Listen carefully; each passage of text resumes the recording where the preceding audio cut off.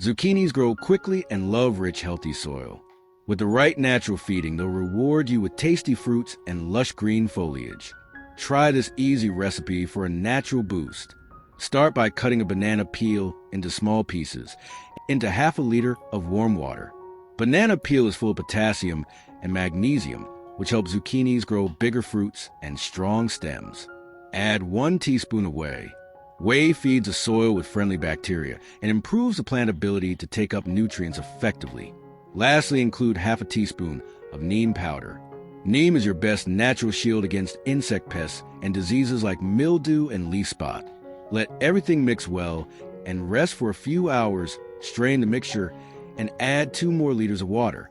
Water each zucchini plant with 300 milliliters every 15 days.